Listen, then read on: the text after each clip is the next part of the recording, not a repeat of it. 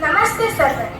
દરેક માણસમાં કોઈને કોઈ ખાસ ગુણ હોય છે, કંઈક એવી વિશિષ્ટતા જે તેમને અન્ય લોકોથી અલગ બનાવે છે. રોજ સવારે શાળામાં જઈને હું નવા વિષયો શીખું છું, નવા વિચારો સમજું છું અને મારા સપનાને સાકાર કરવા માટે તૈયારી કરું છું.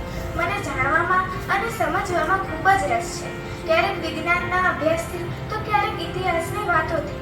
દરેક દિવસ મારા માટે એક નવો અવસર છે પોતાને વધુ સારી બનાવવાનો. મને નૃત્ય કરવું પણ ખૂબ જ ગમે છે.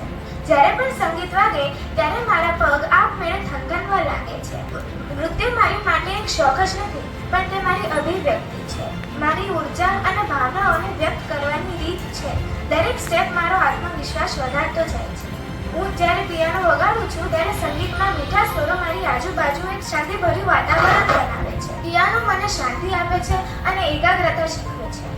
હું કરાટે પણ કરું છું. કરાટે માત્ર આત્મસુરક્ષા માટે નહીં, પણ તે મને શિસ્ત અને ધ્યાન કેન્દ્રિત કરવાનું પણ શીખવે છે. હું જ્યારે કરાટેના કાટા કરું છું ત્યારે હું મારી અંદર રહેલી શક્તિને ઓળખું છું. હું સમજુ છું કે હું નાની છું પણ મજબૂત છું.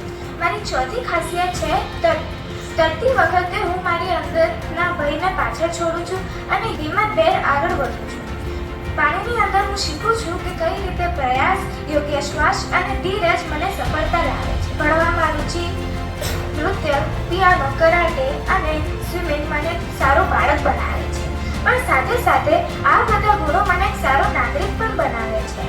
હું માનું છું કે દરેક નાગરિક પોતાના ક્ષેત્રમાં શ્રેષ્ઠ બનવાનો પ્રયાસ કરે તો દેશ પણ શ્રેષ્ઠ બને. હું મારી કળાઓથી પોતાને વિકસાવું છું અને આવતીકાલે કોઈ પણ ક્ષેત્રમાં જઈને મારા દેશનું નામ રોશન કરી શકું છું. ભલે તે કળાના ક્ષેત્રમાં હોય, રમતગમતમાં હોય, વૈજ્ઞાનિક શોધમાં હોય કે શિક્ષણમાં હોય. હું માનું છું કે મારી અંદર એક શક્તિ છે. હું વિશેષ છું કારણ કે હું હંમેશા નવા વિષયો શીખવા માટે તૈયાર છું.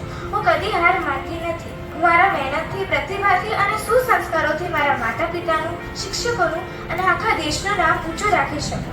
હું એક નાની પણ શક્તિશાળી દીકરી છું જેનો હેતુ છે શ્રેષ્ઠ બનાવવો. માત્ર પોતાના માટે નહીં પણ પોતાના દેશ માટે પણ. ધન્યવાદ.